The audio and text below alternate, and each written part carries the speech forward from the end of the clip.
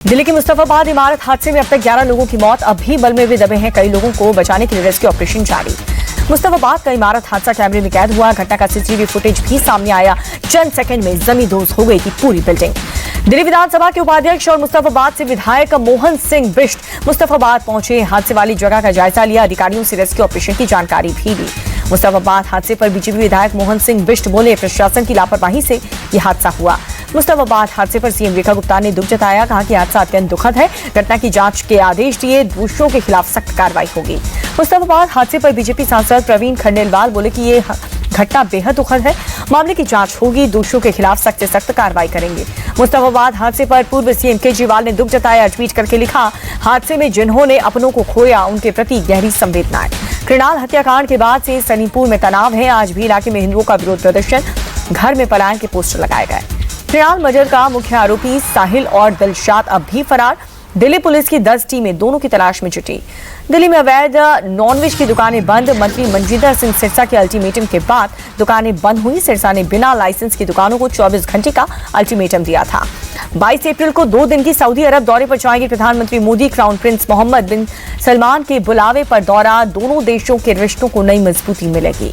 सोनिया और राहुल के खिलाफ ईडी की चार्जशीट को लेकर के दिल्ली में कांग्रेस की बड़ी बैठक, मल्लिकार्जुन खड़गे की अध्यक्षता में हुई मीटिंग, सभी महासचिव और प्रभारी मौजूद रहे।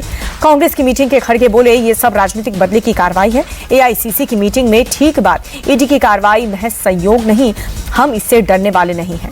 खड़गे बोले, वक्फ एक्ट पर हमने पूरे विपक्ष को एकजुट किया, सुप्रीम कोर्ट ने भी हमारे मुद्दे उठाए, अहमियत दी, हमें लोगों के बीच जाकर के बीजेपी की साजिश को बताना होगा।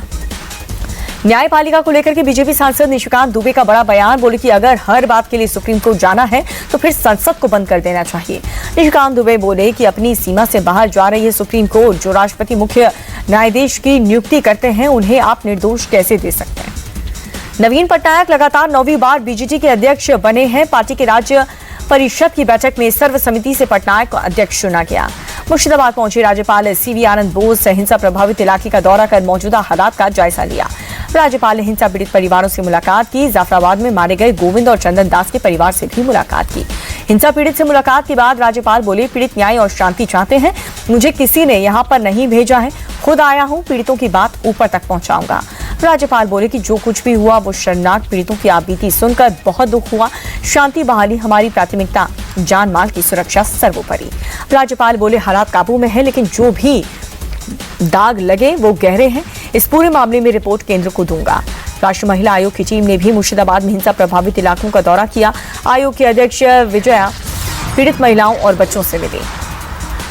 हिंसा पीड़ित परिवार से मुलाकात के बाद एनसीडब्ल्यू चीफ विजया बोली कि कहा, लोग बहुत तकलीफ में हैं, बहुत ही अमानवीय घटना हुई, पीड़ितों की मांग को लेकर के सरकार के सामने रखेंगे।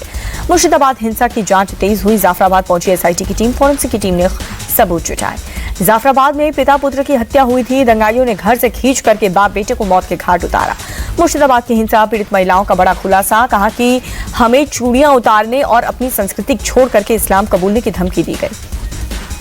हिंसा पर मुर्शिदाबाद के डीएम राशि मित्रा का बयान सामने आया, कहा कि पुलिस और केंद्रीय बल तैनात हैं, अभी हालात शांतिपूर्ण है।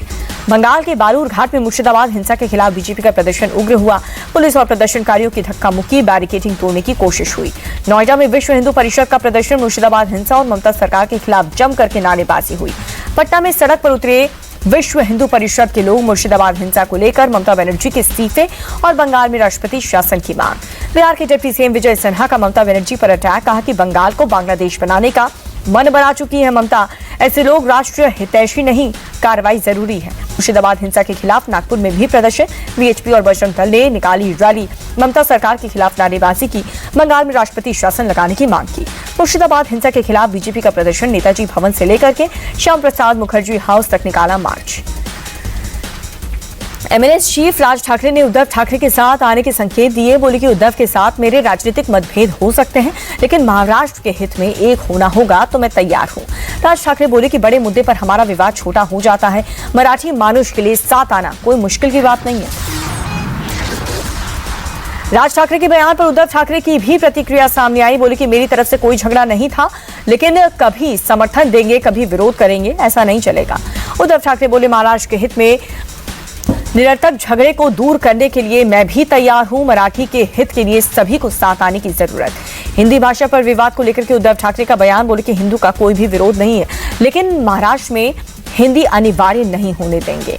महाराष्ट्र के स्कूलों में हिंदी भाषा की अनिवार्यता पर सीएम फडणवीस बोले कि महाराष्ट्र में मराठी भी अनिवार्य है। हिंदी का विरोध और अंग्रेजी को बढ़ावा देना आश्चर्यजनक है। वक्फ कानून को लेकर के इंडिया टीवी से बातचीत में एआईएमआईएम प्रमुख असदुद्दीन ओवैसी बोले कि यह कानून संविधान के खिलाफ है। मुसलमानों की वक्फ प्रॉपर्टी छीनी जा रही है। ओवैसी बोले कि यह कानून असंवैधानिक है। वक्फ बोर्ड के साथ भेदभाव कर रही है सरकार। अगर सरकार कानून वापस लेगी तो हमारा प्रदर्शन बंद होगा।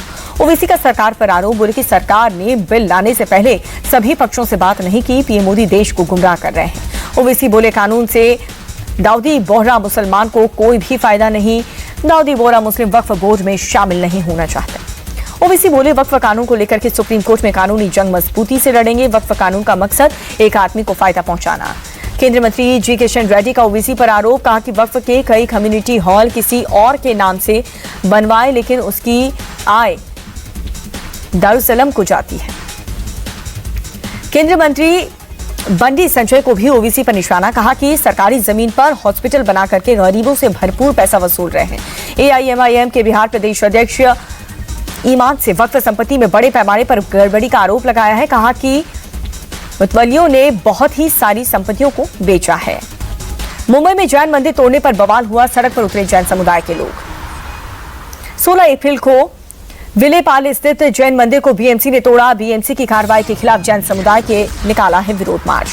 आगरा पहुंचे सपा प्रमुख अखिलेश यादव, राणा सांगा पर विवादित बयान देने वाले सपा सांसद रामजीलाल सुमन के घर जाकर के मुलाकात की।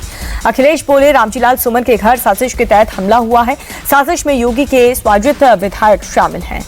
अखिलेश बोले कि आगरा में तलवारों और बंदूकें लहराई गई हैं। दलित अल्पसंख्यक को डराने की कोशिश हो रही है।